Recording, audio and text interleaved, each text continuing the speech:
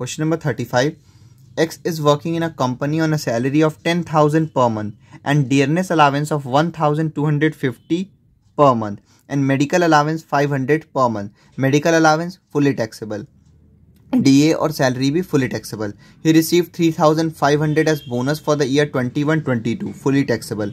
He is given a rent-free unfurnished house in a city, population 14 lakh, owned by the employer. तो own by the employ वाली condition है और population भी given है, तो 10 से 25 लाख के बीच में है पॉपुलेशन, यानी कि इस पर 10% ऑफ सैलरी लगेगा. फर्नीचर है नहीं तो और कोई एम्प्लॉय ने अमाउंट पे नहीं किया तो वही taxable amount of rent free house हो जाएगा.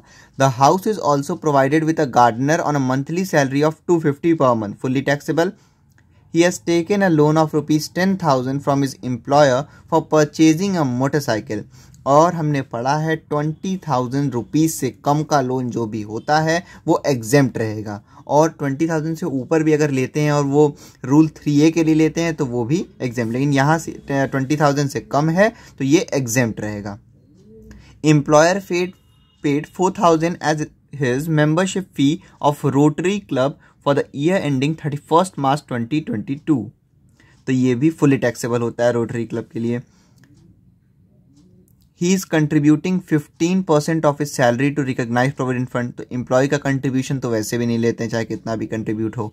To which is employer is contributing 14%. Employer वाला कंट्रीब्यूशन लेते हैं और 14% में से 12% तक एग्जेम्प्ट रहेगा, केवल 2% टैक्सेबल होगा. Interest credited to the Provident Fund at the rate 9.5% per annum during the year is 5,000 rupees. और इंटरेस्ट जो प्रोविडेंट फंड पे 9.5% तक रहता है, रिकॉग्नाइज प्रोविडेंट फंड पे एग्जेम्प्ट रहता है. Compute his taxable salary for the assessment year 22-23. Solution देखते हैं 35 का. Computation of taxable salary for the assessment year 2022-2023. सबसे पहले इसमें सैलरी लेंगे. सैलरी दे रखी है 10,500 per month. 10,500 rupees into 12. 10,500 into 12 क्या आ गया? 1,26,000 रुपीज़. उसके बाद डियरनेस अलाउंस 1,250 पर मंथ. तो 1,250 इंटू 12, 1,250 इंटू 12 यह आ गया 15,000 रुपीज़. उसके बाद मेडिकल अलाउंस, ये भी फुल्ली टैक्सेबल होता है.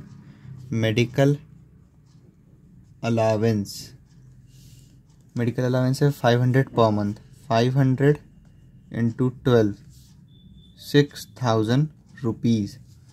उसके बाद बोनस अगर उसके आगे पर मंथ नहीं लगा यानी कि ये पर एनम दिया है, 3,500 रुपीज़ फुली टैक्सेबल.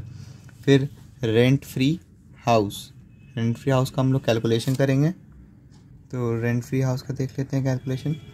सबसे पहले salary for rent free house, उसका फॉर्मूला होता है basic salary plus dearness allowance retirement पे plus dearness pay plus bonus plus commission plus all taxable allowances. सबसे पहले इसमें बेसिक सैलरी कितनी दी गई है? 1,26,000 रुपीज़. डीए गिवन है लेकिन रिटायरमेंट पे नहीं है इसलिए नहीं लेंगे. डीपी भी नहीं है, बोनस भी नहीं है, कमीशन भी नहीं है. अब ऑल टैक्सेबल अलावेंस में क्या क्या आता है वो ध्यान से. बोनस दिया हुआ है. बोनस दे रखा है 3,500 रुपीज़ और ये डीए रिटायरमेंट और कमीशन नहीं है. फिर ऑल टैक्सेबल अलावेंस में पहले मेडिकल अलावेंस दे रखा है 6,000 रुपये. मेडिकल अलावेंस के अलावा इसमें दे रखा है बस एक अलावेंस दे रखा है. इसको टोटल कर लेंगे. 1,26,000 प्लस 3,500 प्लस 6,000 रुपीज़, यह आ गया 1,35,500 रुपीज़. ये होगी salary for rent free house. तो बेसिक सैलरी लिया बोनस दे रखा है 3500 और मेडिकल अलावेंस गिवन है 6000, इसके अलावा कुछ नहीं दिया था, ये सैलरी हो गया। उसके बाद ये हाउस ओन्ड बाय एम्प्लॉयर वाली कंडीशन है, हाउस ओन्ड बाय एम्प्लॉयर वाली कंडीशन है।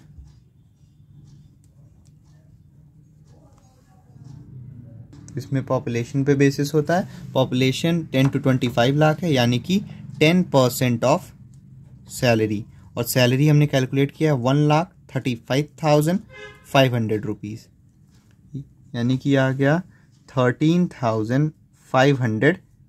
अनफर्निश्ड है, फर्नीचर दे नहीं रखा है, एम्प्लॉय ने कोई अमाउंट पे नहीं किया है, इसीलिए यही 13,550 ही टैक्सेबल रेंट फ्री हाउस हो गया। रेंट फ्री हाउस की वैल्यू हो गई 13,550 रुपीज़। रेंट फ्री हाउस के बाद गार्डनर प्रोवाइडेड बाय कंपनी, तो गार्डनर है 250 रुपीज़ इनको दे रहे हैं पर मंथ, तो 250 इंटू 12, 250 इंटू 12, यह आ गया 3,000 रुपये। उसके बाद लोन लिया है इन्होंने, तो लोन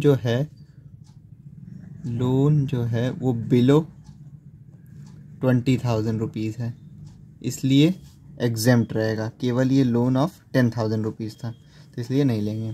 फिर उसके बाद आ जाता है, लोन के बाद दे रखा है रोटरी क्लब, रोटरी क्लब के लिए एम्प्लॉयर ने पे किया है इनके, तो 4,000 मेंबरशिप के लिए, तो ये भी फुल्ली टैक्सेबल होता है। उसके बाद एम्प्लॉय का कंट्रीब्यूशन तो आरपीएफ में नहीं लेते हैं, एम्प्लॉयर का कंट्रीब्यूशन लेते हैं, employer contribution to recognised provident fund, तो इसको कैलकुलेट कर लेंगे। तो रिकॉग्नाइज्ड प्रोविडेंट फंड में सबसे पहले salary for recognised provident fund, formula होता है इसका basic salary plus DA retirement plus dearness pay plus commission on sales. Basic salary question में हमने कैलकुलेट किया था, सैलरी हमने कैलकुलेट की थी 1,26,000 रुपीज़। फिर उसके बाद डीए है लेकिन रिटायरमेंट पे नहीं है इसलिए नहीं लेंगे, डीपी और कमीशन ऑन सेल्स नहीं गिवन है, 1,26,000 ही सैलरी हो गई। उसके बाद अब इसमें तो हमने पढ़ा है 12% ऑफ सैलरी जो होता है एग्जेम्प्ट रहता है, एम्प्लॉयर जो कंट्रीब्यूट करता है एग्जेम्प्ट, तो 12% एग्जेम्प्ट रहता है। तो क्वेश्चन में बोला गया है कि एम्प्लॉयर ने जो कंट्रीब्यूट किया है,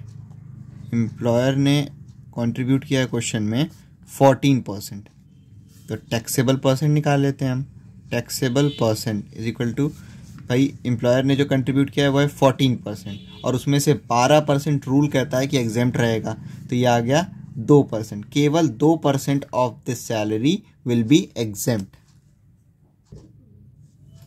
2% ऑफ 1,26,000। ध्यान रखना है ये 1 लाख हमें बेसिक सैलरी नहीं लेनी है, जो हम salary for recognised provident fund calculate किया है वो लेते हैं। सबसे पहले हमने देखा कि 14% एम्प्लॉयर कंट्रीब्यूट कर रहा था और 12% एग्जेम्प्ट रहता है, तो केवल 2% टैक्सेबल रहेगा। 1,26,000 का 2%, यह आ गया 2,520। एम्प्लॉयर कंट्रीब्यूशन के बाद दे रखा है इंटरेस्ट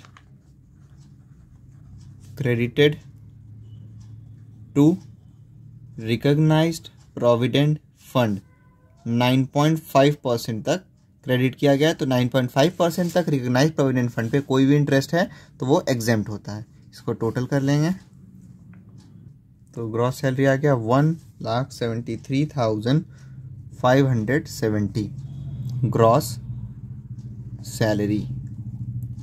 इसमें लेस करते हैं स्टैंडर्ड डिडक्शन जो कि फिक्स्ड होता है, 50,000 रुपीज़ फिक्स है,